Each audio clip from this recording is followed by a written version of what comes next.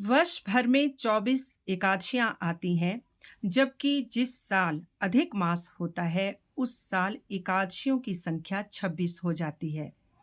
हालांकि सभी एकादशियों का अपना ही महत्व है, लेकिन इन सभी एकादशियों में निर्जला एकादशी का विशेष महत्व है और ये एकादशी सर्वोत्तम मानी जाती है। निर्जला एकादशी ज्येष्ठ माह के शुक्ल पक्ष की 11वीं तिथि यानी कि एकादशी को पड़ती है और निर्जला एकादशी जो है श्री हरि भगवान विष्णु को समर्पित है। कहते हैं कि इस दिन जो मनुष्य अन्न और जल का त्याग कर कर श्री हरि विष्णु की पूजा अर्चना मंत्रोच्चारण करता है, उसे श्री हरि विष्णु की विशेष कृपा मिलती है और साथ में धर्म अर्थ काम और मोक्ष की भी प्राप्ति होती है। इस वर्ष निर्जला एकादशी का व्रत कल यानी कि 18 जून को रखा जा रहा है। हालांकि एकादशी की शुरुआत आज ही 17 जून सुबह 4:43 पर शुरू हो चुकी है, जो कि कल 6:24 प्रातः 18 जून तक रहेगी। क्योंकि बहुत से लोगों ने आज भी व्रत किया है, लेकिन उदया तिथि के हिसाब से व्रत की मान्यता जो है, वो हमेशा उदया तिथि के हिसाब से होती है। इसलिए बहुत सारे लोग 18 जून को व्रत करेंगे, उदया तिथि के हिसाब से एकादशी कल ही मानी जाएगी। निर्जला एकादशी को भीमसेनी एकादशी या पांडव एकादशी भी कहा जाता है। इसके पीछे एक पौराणिक कथा है। कहते हैं कि पांडु के 5 पुत्र थे, युधिष्ठिर, भीमसेन, अर्जुन, नकुल और सहदेव। इनमें से भीमसेन को छोड़कर चारों पुत्र और उनकी पत्नी द्रौपदी सभी के सभी 24 की 24 एकादशियों के व्रत करते थे और भगवान विष्णु की अनुकंपा प्राप्त करते थे, पुण्य प्राप्त करते थे। लेकिन भीमसेन को भूख बहुत सताती थी, उन्हें अत्यधिक भूख लगती थी, इसलिए वो एकादशी का व्रत नहीं रख पाते थे। लेकिन एक बार भीमसेन को यूँ लगा कि वो एकादशी का व्रत न रख के भगवान श्री हरि विष्णु की अवहेलना करते हैं। ऐसे में वो महर्षि व्यास के पास गए और उन्होंने महर्षि व्यास से उपाय पूछा कि ऐसा क्या हो, क्योंकि उन्हें बहुत भूख सताती है, वो एकादशियों का व्रत नहीं कर पाते हैं, तो ऐसा वो क्या करें कि उन्हें सभी की सभी एकादशियों के पुण्यों की फलों की प्राप्ति हो जाए। तो ऐसे में महर्षि व्यास ने भीमसेन को निर्जला एकादशी का व्रत रखने का उपाय बताया।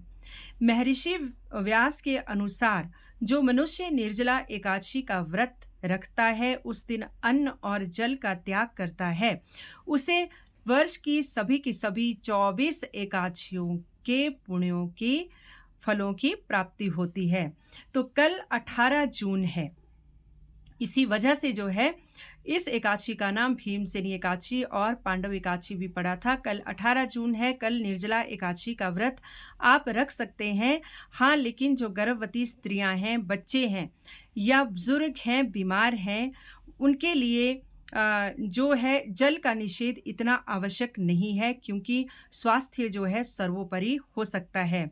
और अगर आपका स्वास्थ्य अलाउ करता है, तो आप कल अन्न और जल का त्याग करके अगर व्रत करते हैं, तो आपको अक्षय पुण्यों की प्राप्ति होगी। व्रत का पारण 19 जून सुबह 5:25 से लेकर 7:25 तक का समय है, जिस समय आप व्रत तोड़ सकते हैं। और व्रत तोड़ने के लिए आप अल्पाहार ले सकते हैं और नींबू का पानी पी सकते हैं, जिसे कि आपका शरीर जो है एक्सेप्ट कर पाए, क्योंकि आप पूरा दिन अन्न और जल के बगैर रहे होंगे। भगवान श्री हरि विष्णु की पूजा करने के लिए उन्हें तुलसी दल अर्पित किया जा सकता है, पंचामृत से स्नान करवाया जा सकता है, उन्हें पीले वस्त्र भेंट किए जा सकते हैं और पीले फूल, जो कि श्री हरि विष्णु को बहुत अत्यधिक प्रिय हैं, उन्हें वो भी चढ़ाए जा सकते हैं।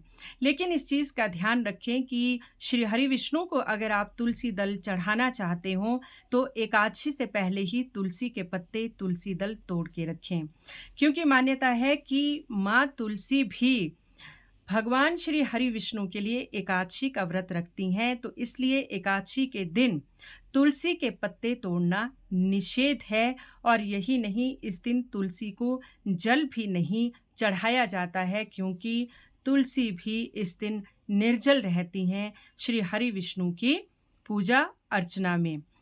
आप इस दिन गरीबों को अन्न, धन, जूते और छाते देकर पुण्यों की प्राप्ति कर सकते हैं।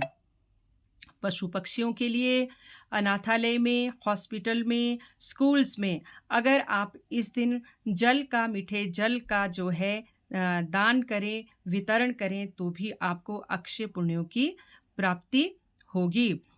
इस दिन आप अगर पीले वस्त्र भी धारण करते हैं तो भी आपको जो है एक सकारात्मकता का एहसास होगा। आप अपने अंदर पॉजिटिविटी का एहसास जो है महसूस करेंगे।